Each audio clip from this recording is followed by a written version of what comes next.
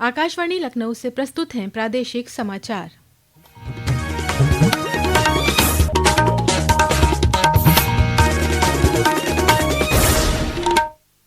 मुख्य समाचार।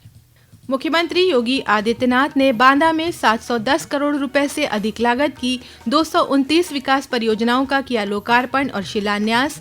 कहा, डबल इंजन सरकार ने बुंदेलखंड में बदली विकास की तस्वीर। श्री राम जन्मभूमि मंदिर के चढ़ावे में अनियमितता के मामले में पुलिस ने तेज की जांच। 8 आरोपियों समेत संदेह के दायरे में आए परिजनों के 30 बैंक अकाउंट सीज। प्रदेश सरकार 12 जुलाई को लगाएगी 35 करोड़ पौधे। प्रदेश के वन राज्य मंत्री अरुण सक्सेना ने कहा, हरित क्षेत्र बढ़ाने को लेकर प्रतिबद्ध है सरकार। और प्रदेश के कई जनपदों में भारी वर्षा से जनजीवन प्रभावित। मौसम विभाग ने 11 जुलाई तक बारिश का ऑरेंज अलर्ट किया जारी।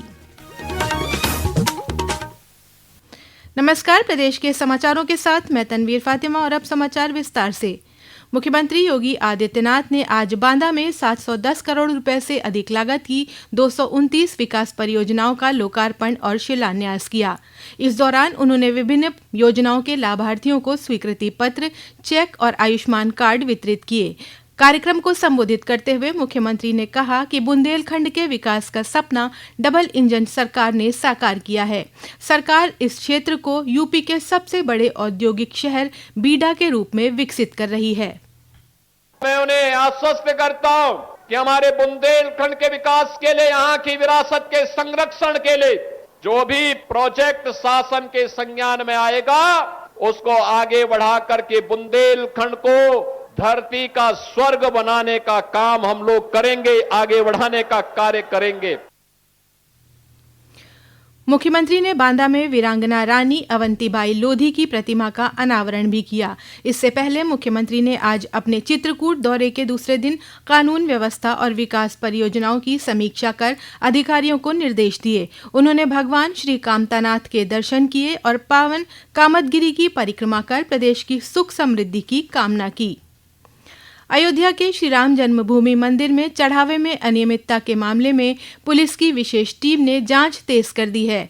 पुलिस ने 8 आरोपियों समेत संदेह के दायरे में आए परिजनों और रिश्तेदारों के करीब 30 बैंक अकाउंट सीज कर दिए हैं।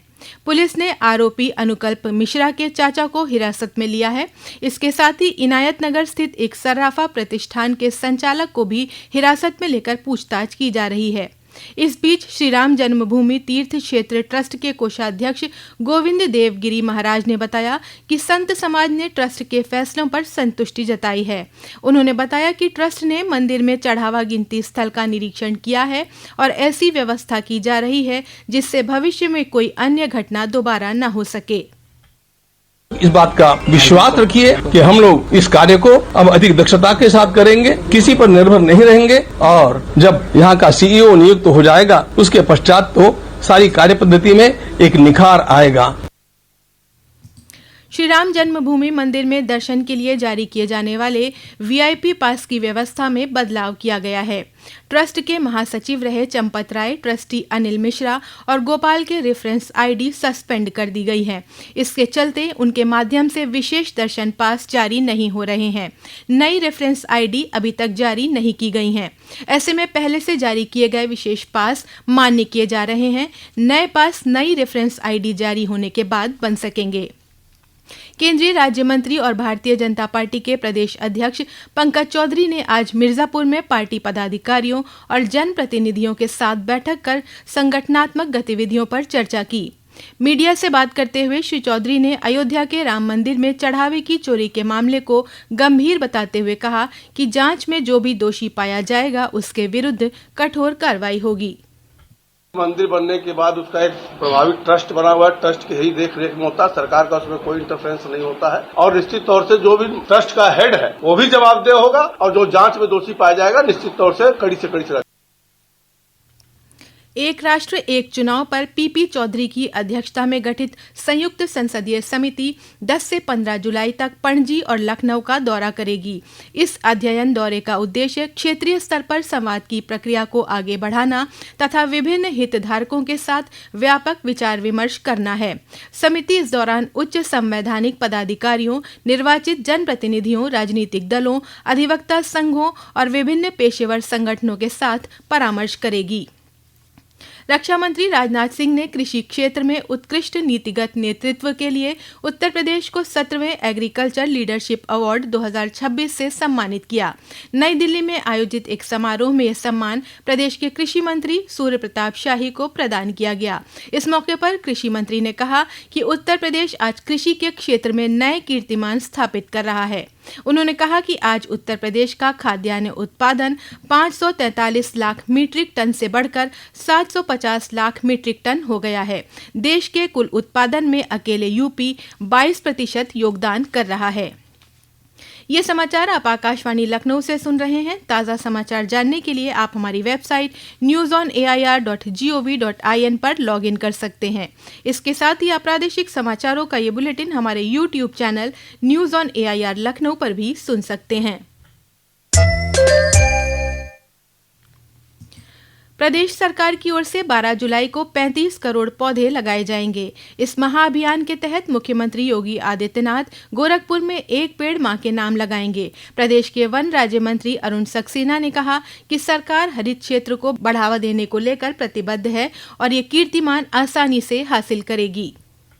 35 करोड़ का लक्ष्य बड़ा है, लेकिन उत्तर प्रदेश और माननीय योगी जी की सरकार और यहाँ की जनता के लिए बहुत बड़ा नहीं। हमने पिछली बार भी 35 करोड़ का टारगेट था तो हमने 36 करोड़ पेड़ लगाए थे एक ही दिन में। तो हमारे लिए 35 करोड़ का लक्ष्य बड़ा ज़रूर है, लेकिन बहुत बड़ा नहीं है। हम इससे कहीं ज़्यादा पेड़ लगाएंगे। राज्यपाल आनंदीबेन पटेल की अध्यक्षता में आज कानपुर के छत्रपति शाहूजी महाराज विश्वविद्यालय का दीक्षांत समारोह संपन्न हुआ। इस मौके पर विद्यार्थियों को 1 लाख से अधिक डिग्रियां और 51 पदक प्रदान किए गए। पदक पाने वालों में 9 छात्र और 42 छात्राएं शामिल हैं। इस मौके पर आंगनबाड़ी केंद्रों के लिए किट का वितरण और 800 बालिकाओं का HPV टीकाकरण कराया गया। इस मौके पर राज्यपाल ने कहा कि अब तक लगभग 3 लाख बालिकाओं का निःशुल्क HPV टीकाकरण कराया जा चुका है। उत्तर प्रदेश शिक्षक पात्रता परीक्षा 2026 की प्रोविजनल उत्तर कुंजी को लेकर अभ्यर्थी 14 जुलाई तक ऑनलाइन आपत्ति दर्ज कर सकते हैं। उत्तर प्रदेश शिक्षा सेवा चयन आयोग के अध्यक्ष डॉक्टर प्रशांत कुमार ने जानकारी दी है।